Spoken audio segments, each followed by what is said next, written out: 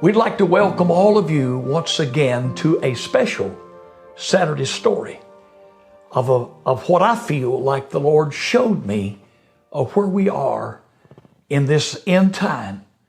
It was like the thronging crowds of people coming from various directions and stratas of life, all of them headed, converging into a great thoroughfare.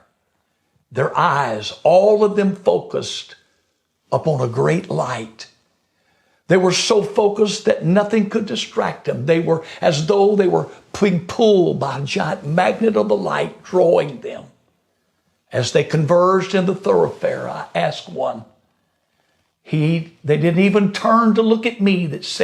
I said, "Where are you going?" He said, "Don't you know? Can't you see? Don't you understand? There is a place. There is a place to which we must return. We must return." When he said that, I seemed like I woke up and I said, "Lord, what does this mean?" And the Lord directed me to what the prophet Jeremiah said in 29 and verse number 10. He said, "For thus saith the Lord, I saw you in your captivity. I saw you when the chains of Babylon were wrapped around you. I saw you when the enemy had you bound. I saw you in the midst of your captivity." But he said, "I, the Lord, will visit you and perform my good word toward you."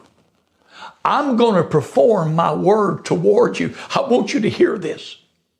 In causing you to return to this place, I believe that there is a place. It is cultivated in love. It is nurtured and watered in grace and mercy. And it is going to be harvested by the Holy Ghost in this hour. God is expecting a return on his investment that he has invested in us. Now, we all recognize the next verse in verse 11. "For I know the thoughts that I think toward you, saith the Lord, thoughts of peace and not of evil, to give you an expected end." One rendition says, to give you a place to return. I believe that God in this last day is going to create a desire in the hearts of his true people to return to that place, because there can be no return without a deposit, without an investment. Do we realize what Jesus has invested? He gave his blood. He sacrificed on that cross. He took stripes on his back, the blood that dripped and ran down his body to the ground. He suffered all of that. He made that deposit, and he is expecting and will have a return in this hour. And the return is going to be his people with a desire to turn their back. Hosea even said, there will be a day that there will be a return. You don't just put seeds out on the asphalt or concrete. No, you prepare a place. You get the weeds and the grass out. You till the ground. You put the fertilizer in. You plant the seeds, and you expect a return.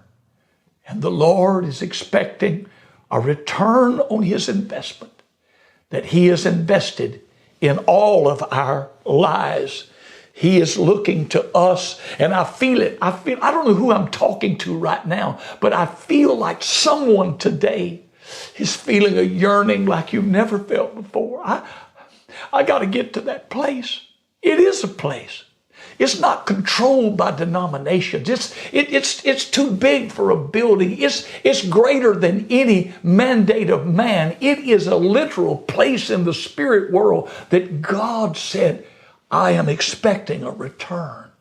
And I believe that there's going to be that return in this hour of men and women who feel that yearn to get back everything the enemy stole from you in the captivity. Every time the chain was put around you, you're going to cast it off and say, not so.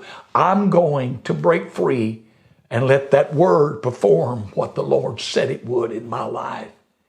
And this brings me today to Saturday's story. It was a phenomenon of discovery. It was something that really, it takes place every year, but you've got to hear this. By the thousands they gather. They gather at a place called the Mission of Capistrano. Capistrano, my friend, is a rock-strewn beaches in San Juan, Capistrano. It is a certain day, March the 19th. If your mind can let you see by the thousands they're gathered with their binoculars, and they're looking through their field glasses, adjusting them, waiting, looking across the blue waters of the Pacific Ocean. And suddenly, like a cloud in the distance, almost at the same time every year, the swallows of Capistrano return. They fly from Argentina, 6,000 miles. They return to a certain place. It is as though they battle wind and rain and storms and all types of predators that is after them, but something inside of them says, I'm not stopping. I'm not quitting till I get to that place. I've got to get to that place. It is a place in the Mission of Capistrano. It is a typology, I think, of where we are today. The mission, huge mission, where there they nest and they come on that certain time every year. And they've been doing it for all these years because inside of them is that urge to get back and return to that place. If you could take one of these little birds, if you could dissect it and take the little pea-sized heart and open it up, I believe you'd hear a cry. I got to get back. I got to get back. I got to get back to that place. I got to. And I'm here to talk to someone today. I don't know who you are, but there's a yearning in your heart that says, I'm sick of bondage. I'm sick of captivity. I got to get back to that place. And that yearning in your heart to get back to that place that God said, this is where I'm calling my people to. Remember, Jesus said, I go away to prepare what? Place. There is a place in the spirit world that I believe the Lord's calling people right now. And they're going to come.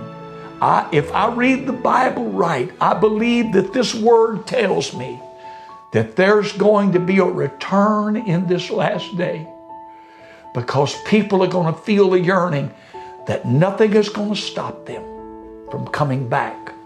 I've got to get back. I've got to shake the bondage off. The captivity has got to go.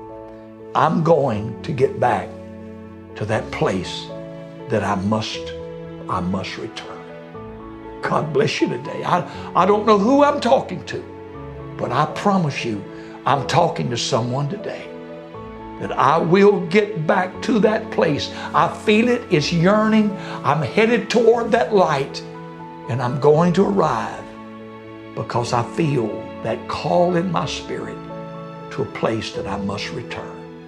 Please share this with someone today. Please tell someone that we're headed to a place that He has prepared, and it is right here that we've got to get back to. God bless you today as I pray.